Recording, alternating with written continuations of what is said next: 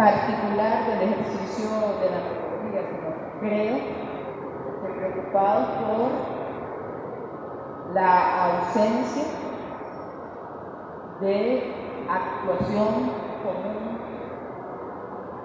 de puesta en común de los problemas acuciantes que hay en el país y que demandan la visión antropológica, por la ausencia del pensamiento históricamente consolidado de las antropólogas y antropólogos en este país, del debate intelectual contemporáneo, y también preocupados por la ausencia de esa visión antropológica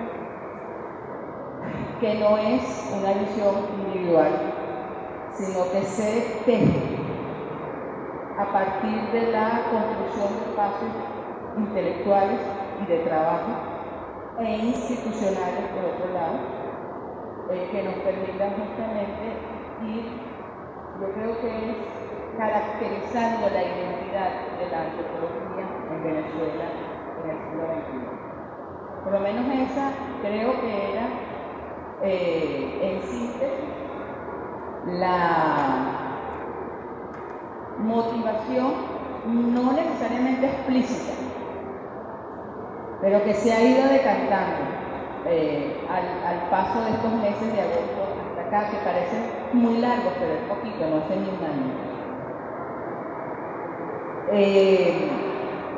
Y en los últimos meses ha habido además un conjunto, se han producido un conjunto de situaciones que no solamente confirman la necesidad de construir ese espacio común,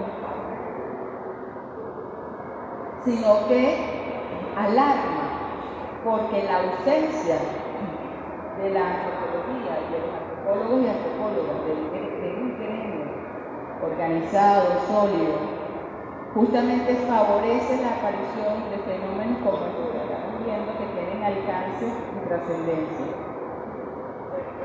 Yo voy a remontarme a los pocos meses que tenemos, no estoy diciendo que esto no sea de mayor antigüedad. Estoy advirtiendo las causas que hicieron que este panel se llame así hoy, no de otra manera, porque el año pasado en la feria hicimos uno que tenía que ver con dónde estaba la antropología en ese momento, a partir de las instituciones, que estaba la gente del INI, que estaba la gente de la Salle, la gente del IPC, las instituciones en las que la antropología es cotidiana como ejercicio. Y hoy estamos hablando de un tema particular, del patrimonio cultural, pero además del tema de las culturas de la antropología, el ejercicio profesional. ¿Y eso por qué? Porque ha sido como la mayor angustia que se ha suscitado, yo diría que de octubre hasta acá, tratando de trazar un arco temporal, delimitar por mala costumbre un ámbito temporal, cuando empezaron aquellas declaratorias de patrimonio viviente de las manifestaciones, señores, ¿qué se llama? Empezaron a declarar las gobernaciones, aquellas marchas por Jesús, ¿se acuerdan? Que generaron un debate muy importante y que eventualmente aparece, o sea, reaparece en la medida en que las causas están allí. Mientras el Estado mantiene esa misma tendencia a la dilución o a la evaporación del Estado laico, pareciera, en algunos casos, esa angustia va a seguir emergiendo periódicamente. Después vino el caso de Canaima y últimamente el de los naufragios en la isla de Aves. Y así, ni siquiera estoy tocando el tema indígena, porque creo que eso amerita no de 45 minutos, sino de un tratamiento por la delicadeza del tema un poco más exhaustivo. Lo que quiero es, repito, justificar por qué estamos hoy reunidos para hablar de este tema y no de otros. Y son estas circunstancias que se han producido los que parecieran indicar que nos corresponde en este momento empezar a caracterizar y a identificar cuáles son las actuaciones que amerita la realidad cultural de Venezuela y la realidad del patrimonio y de los patrimonios culturales en Venezuela en relación con el ejercicio de la antropología. Invitamos en este caso a Juan Carlos Rey y a Nancy Escalante, que se disculpa, tuvo que ir a Mapaurí, anteayer de emergencia, justamente en su trabajo de funcionaria, en este caso del Instituto del Patrimonio Cultural, porque ambos no solamente están en el ámbito, están desarrollando un trabajo, han desarrollado y tienen una experiencia concreta en el ámbito de la protección, defensa, investigación, salvaguardia del patrimonio cultural de Venezuela, sino porque los dos publican. Es decir, tienen una actividad divulgativa y por lo tanto pedagógica, si se quiere, que los hace referencia o posibles referencias a la hora de apelar a una comunicación continua, presente, permanente, en medios distintos. En el caso de Juan Carlos, en un periódico masivo como el Universal, y en el caso de Nancy, en un boletín científico, pero también de naturaleza divulgativa, que es La Inventadera. Es decir, no fue tampoco una casualidad España, ni una casualidad el tema. Por eso estamos aquí. Pero particularmente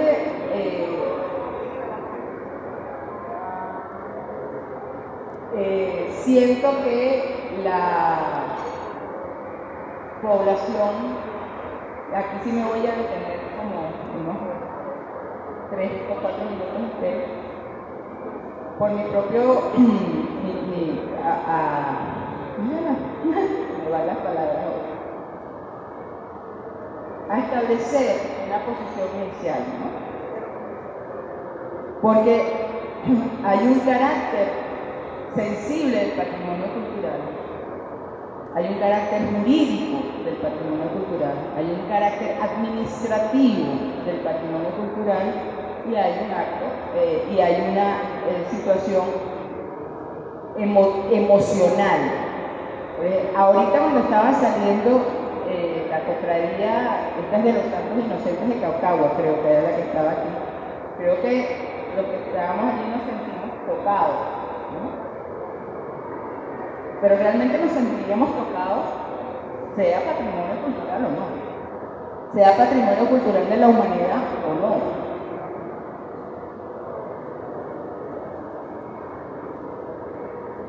La pregunta que debemos hacernos para iniciar es cuáles son esas dimensiones del patrimonio que realmente ameritan de la antropología.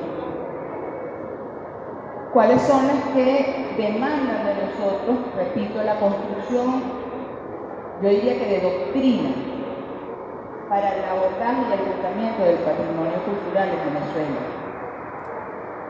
Yo tengo años, incluso cuando trabajaba todavía en el IPC, preocupada por el exceso de patrimonialización de la cultura venezolana, que se transfirió después de la convención, después de que se promulga la convención de UNESCO sobre la salvaguardia del patrimonio inmaterial, se trasladó lo que había sido esa tradición de el universo legal y de gestión del patrimonio cultural de Venezuela, de los bienes inmuebles y de los bienes muebles de las obras de arte, a lo que se llama el patrimonio inmaterial, afectando la vida de todos y todas nosotros, ¿no? Pero la pregunta es, y aquí le dejo la palabra a mi padre, ¿yo quiero que mi padre viva o quiero la herencia que me deja mi padre? Cuando Daniel Mato decía hace muchos años que él no sabía qué iba a pasar cuando el enfoque de género llegara a esta materia, que él esperaba que no se llamara matrimonio. Pero, digamos, si el patrimonio es la herencia que recibimos, en este caso, es esa construcción jurídica y anímica y simbólica, le pregunto, ¿es una categoría de protección? ¿Es un acto administrativo por el cual se protege algo que está en peligro y que tiene valor y que amerita ser preservado? ¿O es una categoría de valor?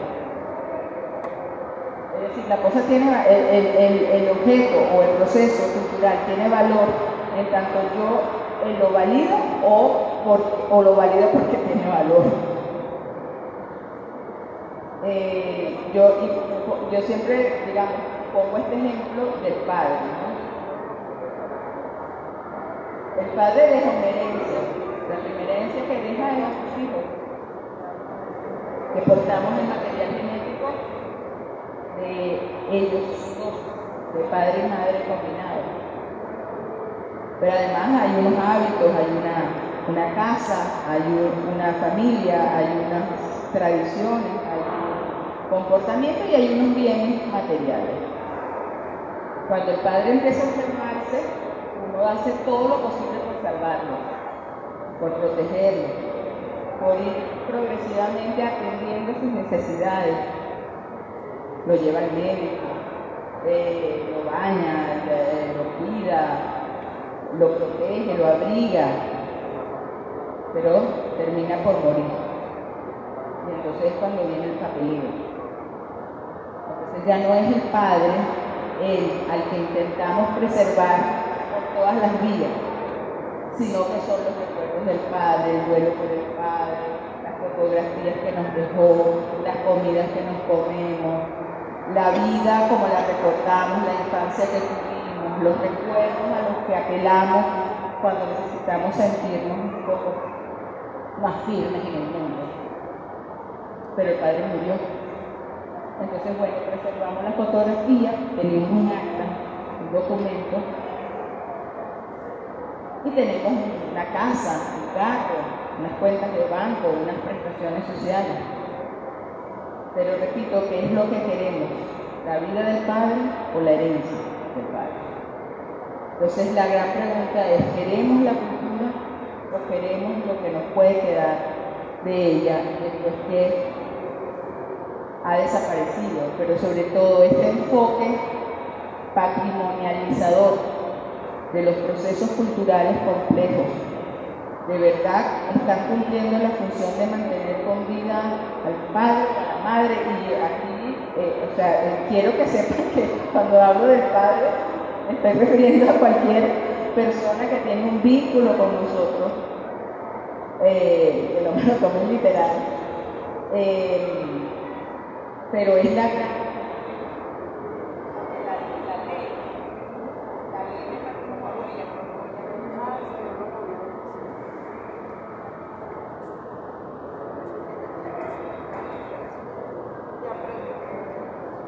Me voy al otro aspecto. La ley de patrimonio tiene claro, la ley que todavía está vigente, me refiero, que es la ley del 93. Tiene claro qué es un patrimonio, es decir, tiene que estar declarado, tiene que haber un acto administrativo, una providencia administrativa llamada declaratoria, mediante el cual un bien termina ingresando al catálogo. Después, por la vía de los hechos, apareció el censo, aparecieron los catálogos del patrimonio cultural, se hizo por vías sublegales, con norma válida, la incorporación ya de esos bienes a los catálogos, pero lo que sí estaba ya previamente declarado eran los sitios arqueológicos, los bienes arqueológicos, los monumentos nacionales y todo el resto de bienes y procesos que estaban amparados por la legislación anterior. Yo creo que hay una enorme deuda con la arqueología venezolana, la más grande que tenemos todos y todas como gremio, no estoy hablando de gestión pública nada más. sino cuál es la preocupación de la antropología hoy frente al patrimonio arqueológico que se está perdiendo cada segundo. Se está perdiendo incluso porque no lo sabemos si se está perdiendo o no, pero que sí se es irrecuperable. Estos temas y estas visiones distintas que cada una de nosotras pueda tener sobre el tema es lo que hay que poner en común, creo yo. Dicho lo cual, habiendo introducido las razones por las que este era el panel y las razones por las que este era el tema de este año, no quiero ceder la palabra a Juan Carlos sin antes agradecerle al Centro Nacional del Libro, a los organizadores de la Feria Internacional del Libro, que nos abren estos 45 minutos de una agenda apretadísima que tiene la feria y que es el momentico que nosotros, tanto el año pasado como este, hemos podido rasguñar de manera gratuita, con buenas condiciones, con un equipo de sonido y con convocatoria para poder reunirnos entre nosotros, para poder reunirnos y entre nosotros poder conversar, poder mirarnos a las caras, poder reconocernos y poder identificar justamente cuáles son los puntos que merecen nuestra atención y cuál es la responsabilidad grandísima, en mi opinión, que tenemos para con el país, para con la humanidad. Y no estoy hablando de manera épica ni grandilocuente, sino por lo que hace a la diversidad de la humanidad, la preservación, la conservación, la identificación, la investigación y el apego y el afecto que uno puede sentir por la diversidad cultural en nuestro país.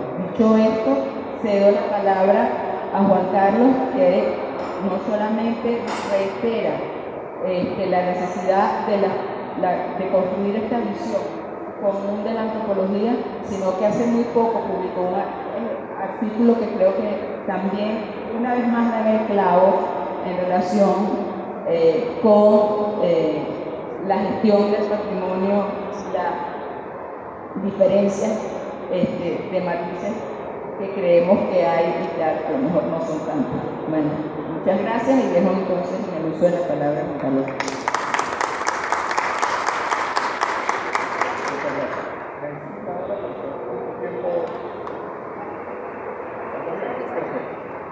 Entonces voy a hablar, quizás no tan largo, porque mi idea era que esto fuera una conversación con Nancy. Sin embargo, yo creo que tengo algunas cosas que decir que más que dar respuestas, lo que van a generar más preguntas. Mi intención, y creo que ese es el papel de la antropología y debería ser el papel de los antropólogos, es presentarnos cuestiones sobre la mesa para que no las demos por hechas, precisamente para que nos pensemos como colectivo, nos pensemos como país, nos pensemos como cultura.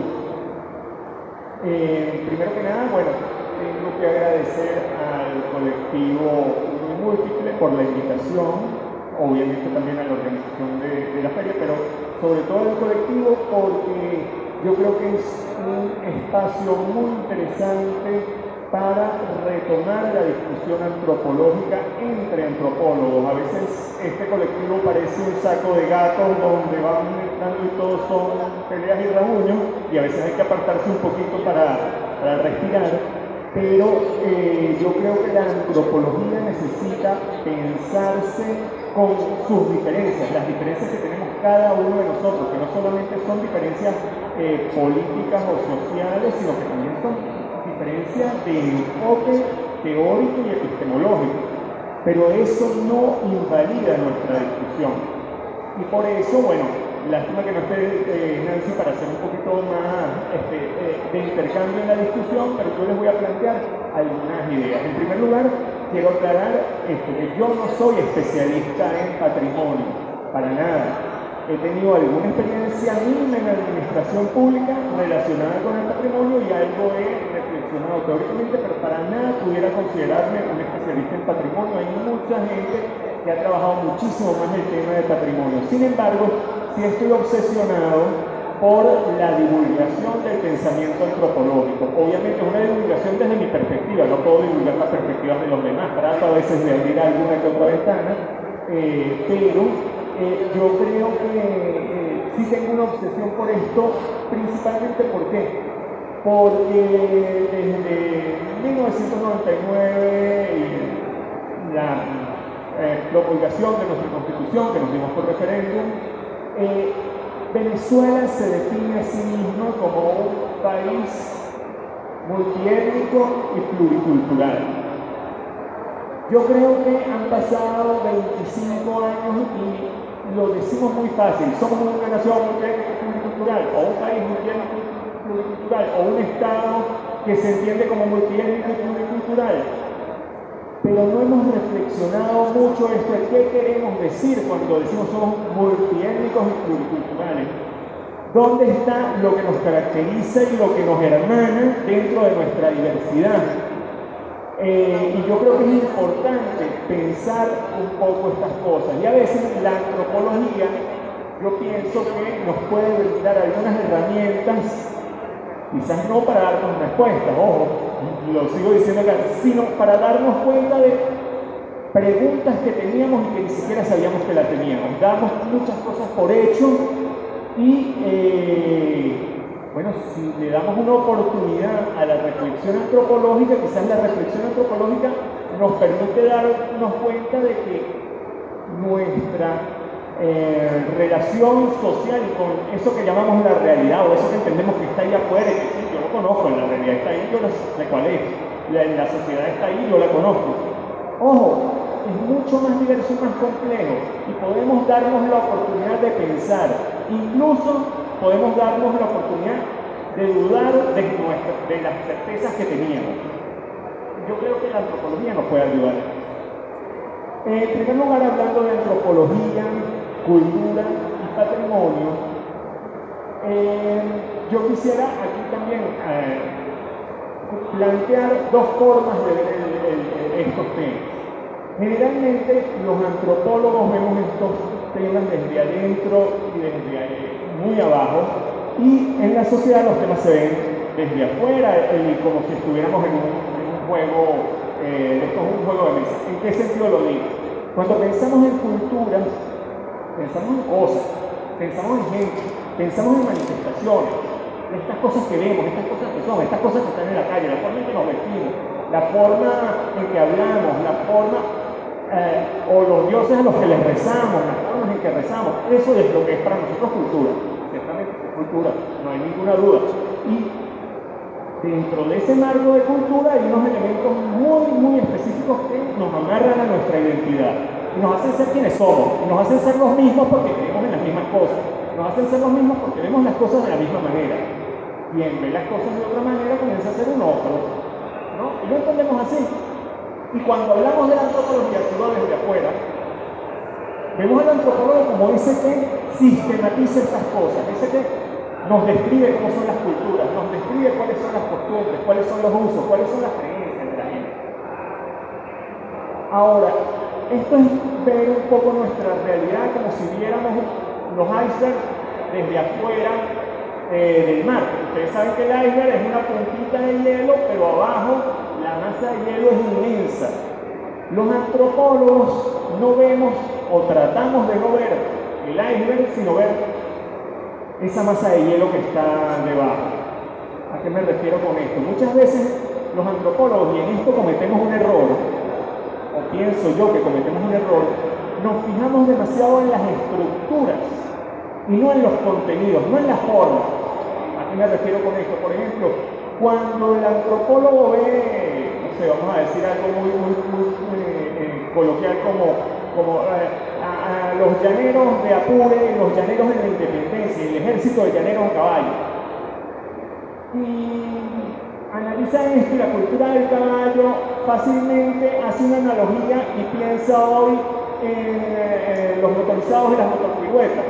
Y piensa de alguna manera, bueno, aquí hay una relación de libertad y aquí el contenido concreto, que puede ser muy diferente, entre toda la cultura que se establece y todo lo que implicó y que ha implicado en el llano la cultura del caballo, ustedes me dirán que tiene que ver eso con una moto. Pero los antropólogos vemos esta cosa como desde esa estructura individual, esas formas de generar lógicas sociales, y entonces quizá somos muy ligeros cuando abordamos aspectos formales. Y en esto, ¿por qué lo quiero abordar? Porque los antropólogos, y muy desde la antropología, hemos hecho una crítica que yo creo que es muy correcta o muy adecuada a la patrimonialización excesiva. Antes de 1999, bueno, esto no es solamente esto pudiera ser políticamente o jurídicamente antes de 1999, pero había una visión clásica del patrimonio, como ese patrimonio muy definido por los especialistas y los técnicos. Un patrimonio, en primer lugar, obviamente asociado a lo que llamaban alta cultura, ¿sí? La cultura clásica, estas obras de arte. Por otro lado, un patrimonio que decían los técnicos y especialistas, es decir, si el antropólogo dice que esta manifestación popular es patrimonio, debe serlo. Pero a partir de 1999, y esto es una tendencia que no es solamente en Venezuela, es una tendencia mundial, hemos entendido que el patrimonio no es de los técnicos. Los técnicos estudian el patrimonio, es verdad, pero el patrimonio es de la gente. Y la gente es la que define y vive el patrimonio. Si no hay gente que define y vive el patrimonio, no tiene mucho sentido el técnico que diga, esto es patrimonial. Pero si la gente que realmente convive con esto, que yo digo, ojo, que esto no tiene que ser una cosa material, puede ser también una idea, un canto, un rito.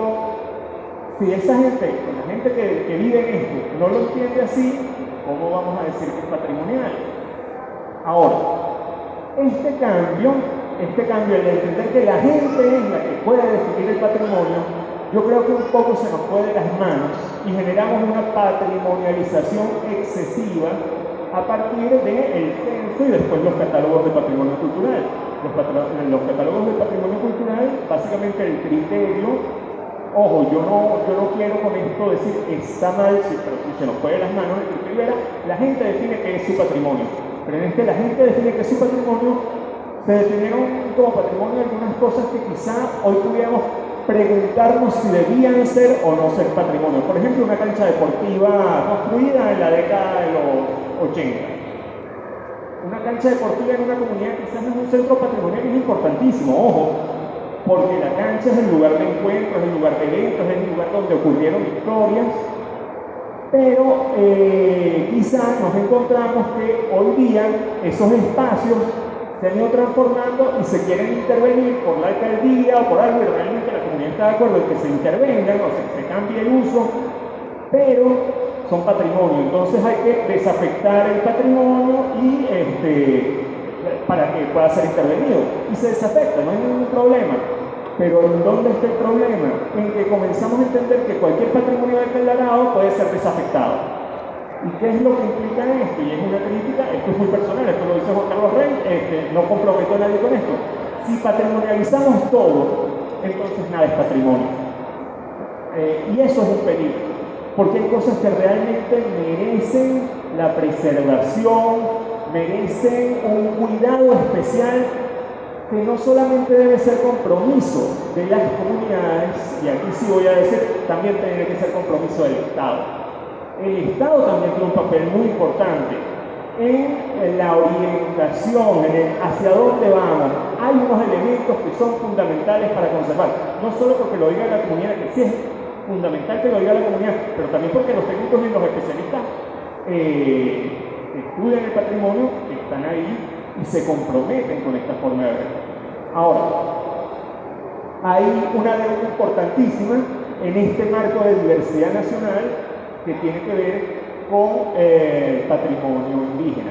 Yo no, como dijo Cristian, no voy a profundizar mucho en el tema del patrimonio indígena porque además es un poco injusto. Acá creo que Geoffrey sería el único indígena que está para defender la parte indígena, así que esa no es mi intención. Pero sí es muy importante que entendamos que en este compromiso el Estado tiene una deuda grandísima, porque en 2009, si no me equivoco, en 2008, se creó una ley especial de patrimonio cultural indígena, y a partir de esa ley especial de patrimonio cultural indígena solo se han logrado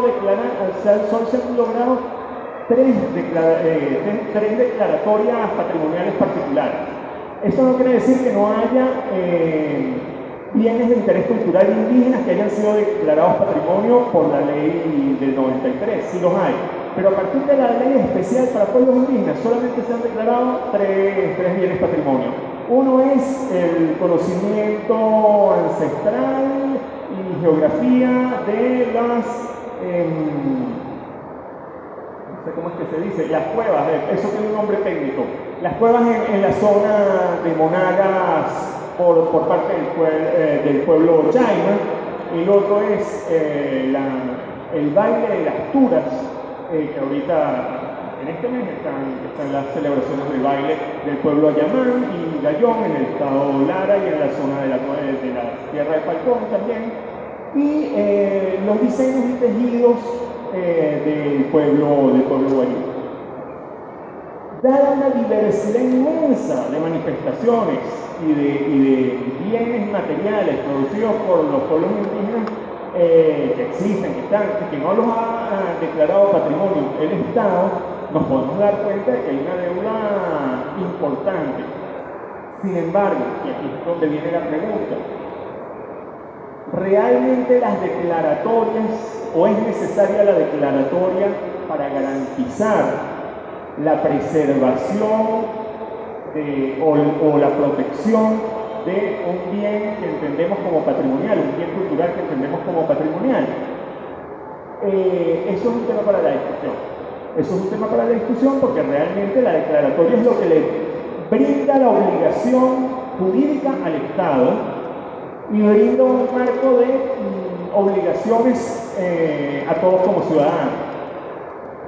Pero muchos bienes que han sido declarados patrimonio han tenido un deterioro importante y otros bienes que no han sido declarados patrimonio tienen una vitalidad grandísima. ¿Por qué es esto? Bueno, lo primero que tendríamos también que agregar acá, y que yo quisiera también que nos quede, porque bueno, digamos, una preocupación muy personal, tiene que ver con que debemos entender que la cultura es algo vivo. La cultura, como toda cosa viva, no es estática, no es paralizada, no es, o sea, las manifestaciones culturales que tienen una vitalidad grandísima, como por ejemplo los velorios de cruz, los diablos de Corpus Christi, vamos a hablar de las inmateriales, pero también bienes materiales como algunos sitios arqueológicos que tienen un régimen de protección más o menos regular, no son iguales a como eran hace 10 años, ni son iguales a como eran hace 50 años. ¿Por qué? Bueno, porque la cultura y la sociedad va cambiando. Y eso no quiere decir que porque ha cambiado la manifestación o el bien, sea menos patrimonio. ¿Cuáles son esos elementos? Y aquí es donde viene lo importante. No porque yo haga las cosas más parecidas a como las hacía mi abuelo, exactamente igual, eso va a garantizar que el patrimonio esté vivo. Va a garantizar que el patrimonio esté vivo si las hago desde una perspectiva donde mi grupo y los descendientes de mi abuelo, todos la entendamos y nos comprometamos con ella. También tenemos que entender que el cambio cultural, y ojo, no quiero hacer una apología del cambio, pero es real, existe, es como la muerte, disculpe. Nadie quiere que sus papás se mueran, pero se van a morir. Eso es, la muerte es algo inevitable y es algo ante lo que tenemos que ser conscientes. Nadie quiere morir, pero todos vamos a morir en algún momento. Entonces, la cultura muchas veces nos da una sensación de estabilidad que no es real, porque va a ir cambiando. Ahora, la pregunta es en función de qué cambia y bajo los parámetros de quién cambia. Es muy diferente que nosotros adoptemos elementos culturales de otros porque los consideramos valiosos y nos apropiamos de ellos, que a que hay un grupo que nos imponga elementos culturales. Y esto lo debemos reconocer. En una conversación con un amigo indígena Jibi, que viene de la zona de Paraguasa, hace una crítica muy importante a un proyecto muy bonito del Estado venezolano, que es la Universidad Indígena del Cauca. Es un proyecto diseñado con una visión antropológica y orientado fundamentalmente a apoyar y a formar en la preservación de valores culturales. Pero este amigo decía, pero ¿por qué tú, no me lo decía a mí, lo decía a la gente que estaba ahí, ¿por qué ustedes piensan que pueden enseñarnos a nosotros a ser indígenas? Y tiene toda la razón.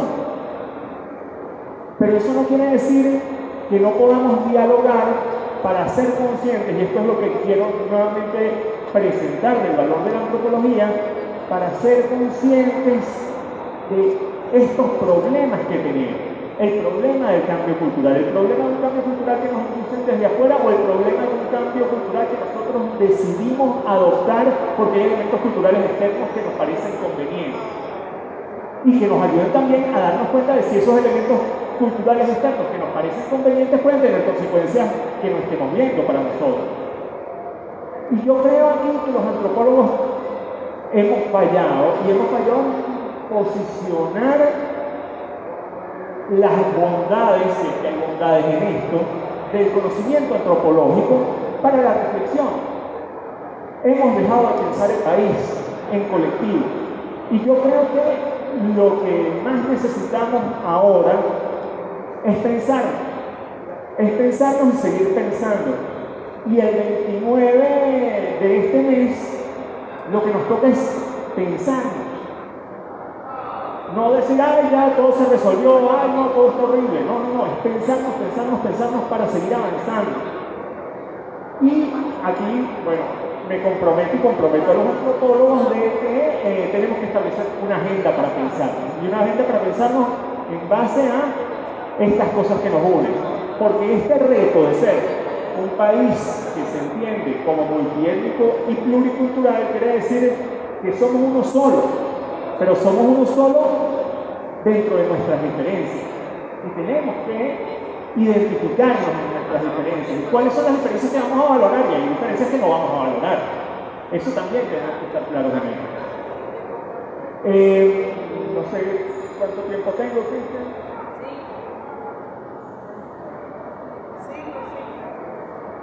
5. Entonces, bueno, no, más bien yo cerraría acá y con esto no sé si hay alguna pregunta puntual, alguna participación puntual para...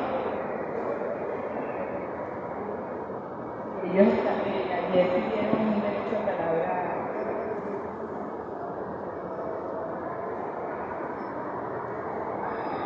Eitinumanya, anei Huejatuma, Añun Hue Maruca y Cantaruwin, Guatillerari Joffrey Márquez. Buenas tardes, bienvenidos. Somos Añun de Maracaibo, de Santa Rosa de Agua, y estamos con nuestro maestro hablante ancestral, Joffrey Márquez. Y precisamente estamos acá para hacer una pequeña intervención a propósito del conversatorio que es de Antropología, Culturas y Patrimonio en Venezuela. Nuestra etnia, los Añun, que pensaban que estábamos extintos, no lo estamos. Somos una cultura urbana porque estamos en Maracaibo, pero también en la laguna de Sinamaica, en las islas del Zulia, Zapara, Maraca, Isla de Toas, en el Mojal y en otros sectores de la costa oriental como Ciudadela, Parao y todo esto. Y nosotros venimos realizando un proceso de revitalización patrimonial de nuestra cultura y de nuestro idioma, a través de Joffrey y a través del profesor Esteban Emilio Mozzoni, que nos ha ayudado en la parte académica y antropológica.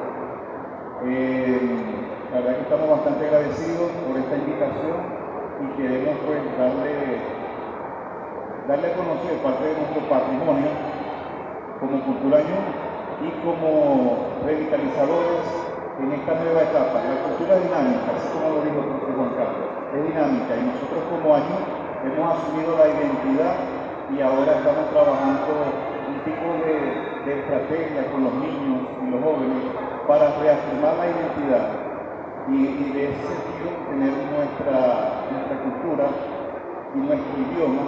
Ya no sería un idioma nativo, sino un idioma patrimonial, porque nos vamos a adueñar de ese conocimiento y lo vamos a hablar de forma patrimonial y a la siguiente generación. Entonces, acá está el equipo conformado por yo principalmente, Ani, Grexi, mi persona Rafael Nieves, y vamos a darle una pequeña alegría, payagua, a esta conversación que ha sido excelente. Felicitaciones, profe. Entonces, Grexi y Ani le vamos a hacer uno de los cantos y una de las manifestaciones que estamos promoviendo en las escuelas y en los espacios culturales de la comunidad como estrategia, como parte de ese proceso de revitalización. Ratujeshaune Mochima Ataragoti Permaham Tairane, Irachi Padan Decima Mongiche Ataragolita Piche, Haune Kurwanua, Akupetan Wahame Bulkano Pech. Es para mí un honor estar con todos ustedes en la Feria Internacional del Libro, socializando estos saberes ancestrales. Gracias a nuestro principal hablante nativo, Joffrey Márquez de la Laguna de Sinamaica, quien es declarado Patrimonio Inmaterial de la Guajira y lo vamos a declarar ahora Patrimonio Nacional de Venezuela. ¿Por qué? Porque él aprendió de su abuela todo un legado ancestral. Se decía que de nosotros los años no existía nada, que no habían cantos, que no habían danzas, que no estaban las palabras, pues él habla el idioma en toda su extensión. Y tenemos más de 45 cantos que le decimos arein para compartirlos, y le vamos a dar a conocer uno de estos, pero queremos que también conozcan el canto llano que hace Joffrey Márquez. Y bueno, vamos a recibirlo acá.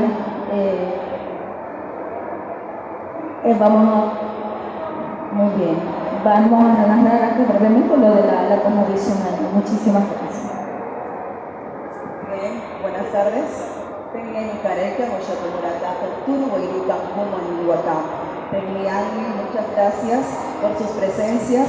Estamos realmente agradecidos por este espacio, por este noble espacio necesario, prudente. Y bueno, estos tres aspectos como la antropología, la cultura y patrimonio, realmente reunimos esos tres aspectos que lo hemos ido trabajando en este proceso tan arduo de las aguas. Esta cultura añú que forma parte de los 5 pueblos del estado Zulia y lo han visibilizado desde una cultura invisible, pero no, aquí estamos, Aniteye, estamos realmente felices de todas las oportunidades que se han dado en estos días que hemos estado aquí en la capital, y realmente necesitamos que ustedes sepan que aquí estamos para brindarles la palabra de las aguas. A continuación les voy a contar brevemente lo que es la historia de la cosmovisión añú, y dice así. Hace mucho tiempo, el mundo era pura agua en la tierra y agua en el cielo. Pero en el día salía Caín, que es el sol, y calentaba las aguas, y los peces huían hacia el fondo. Cuando llegaba la noche, salía Ensh, que es la luna, y las aguas se enfriaban y los peces subían a la superficie. Pero entre esos tantos peces habían 2, Coti y Pámpano, y ellos saltaban y saltaban cada vez que veían a Kenshi, es decir, la luna, tratando de llevárselas hacia el fondo de las aguas, hasta que una de esas noches, Coti y Pámpano saltaban y saltaban cada vez más alto, y Kenshi se dio cuenta y dijo: estos no son peces comunes, y sopló fuertemente hacia ellos. Y Coti se convirtió en hombre, y Pámpano en mujer, y estos fueron el primer hombre y la primera mujer añú que existieron sobre el universo. Aquí estamos los Nañú y no estamos invisibilizados, estamos realmente presentes, y por favor un fuerte aplauso al principal hablante Joffrey Márquez, que nos va a brindar unas palabras de las aguas.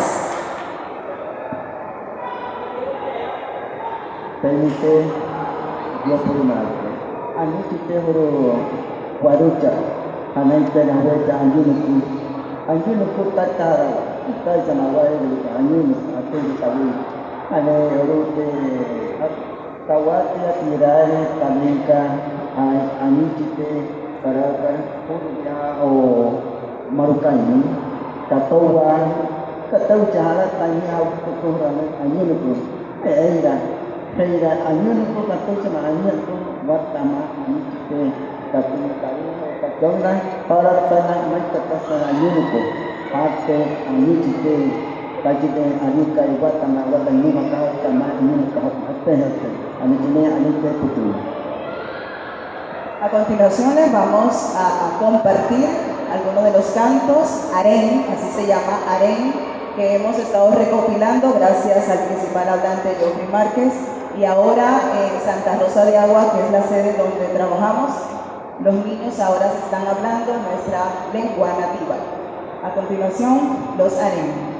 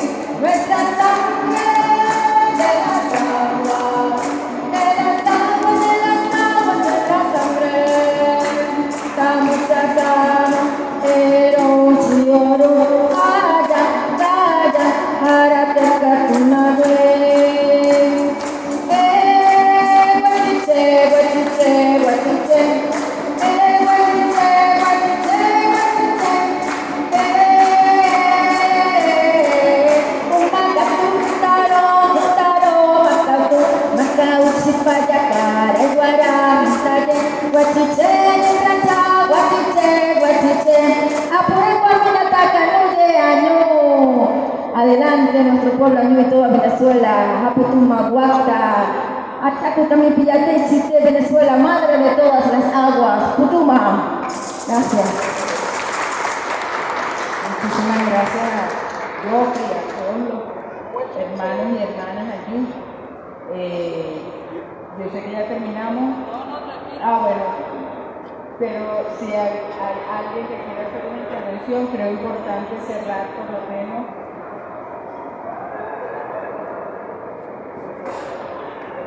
Buenas tardes, compañeros.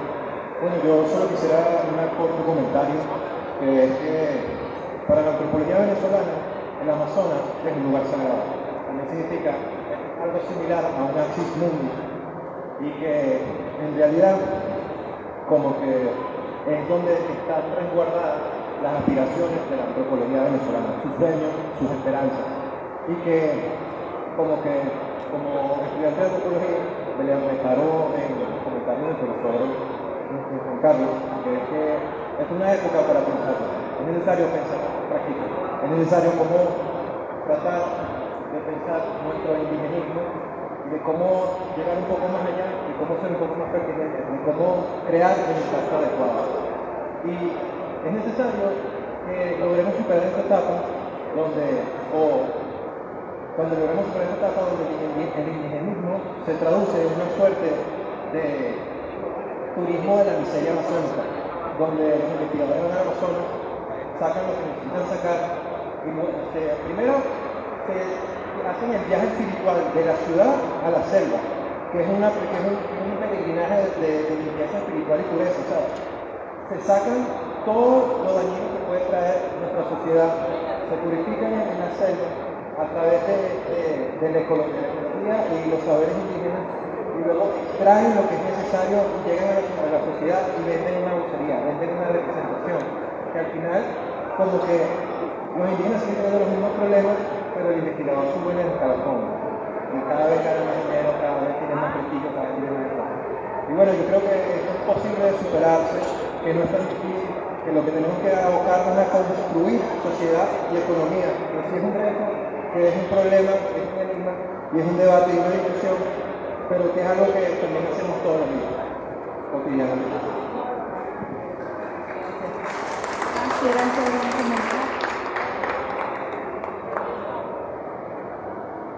Yo quisiera que hubiera alguien que de verdad todos los días tuviera más prestigio y subiera en el escalafón, pero que yo siento que en los últimos años ni siquiera tenemos referentes nuevos en la antropología venezolana desde el punto de vista teórico ni etnográfico. Pensemos en nuestros referentes y vamos a seguir pensando en nuestros profesores. Y yo le cedo la palabra a Juan Carlos para cerrar, pero quiero continuar, digamos, dejando abierta la necesidad de que nosotros debatamos de verdad los temas de la antropología y hacia dónde vamos, qué estamos construyendo y cómo fortalecemos una disciplina tan necesaria. Veamos incluso todos los que estamos en el grupo y veamos ese grupo desde fuera. ¿Cuáles son los temas que suscitan reacción? ¿Cuáles son los temas que suscitan preocupación?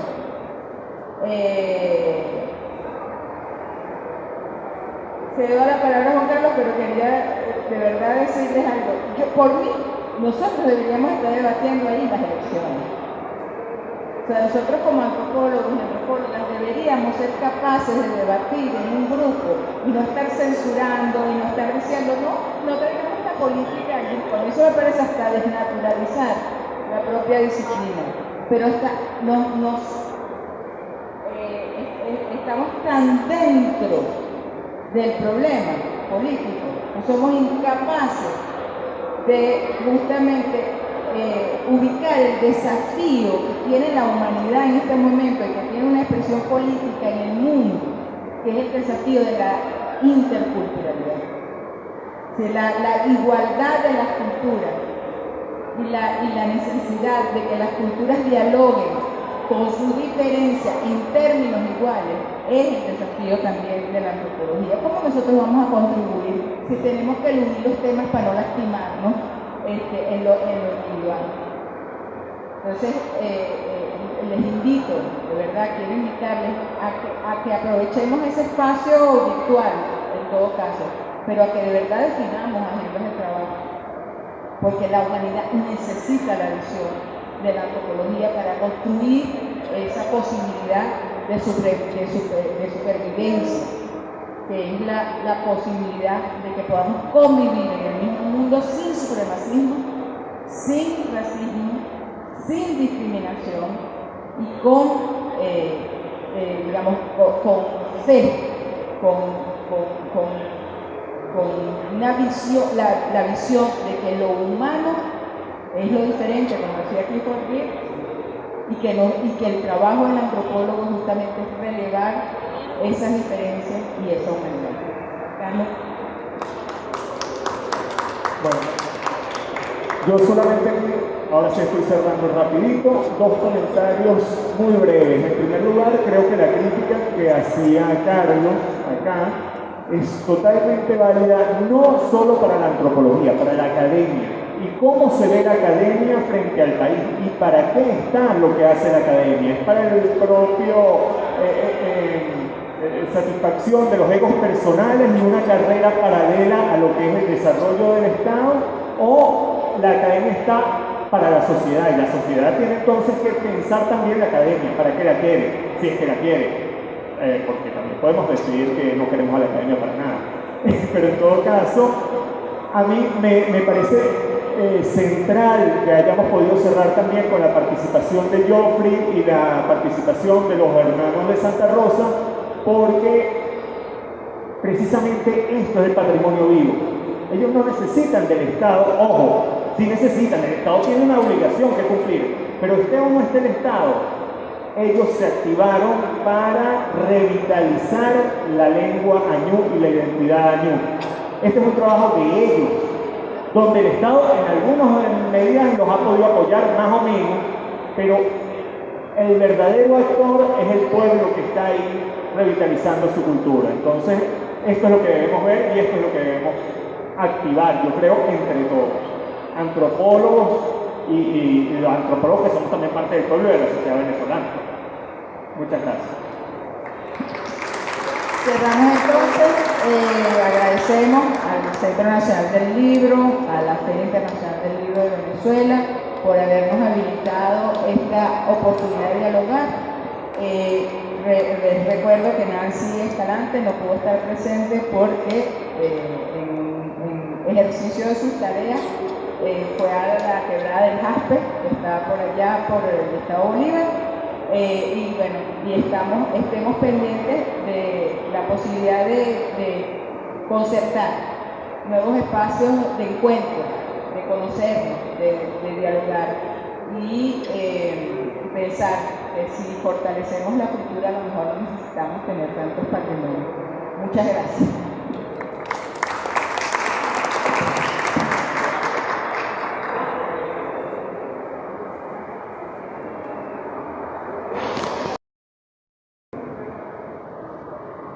Particular del ejercicio de la antropología, sino creo, estoy preocupado.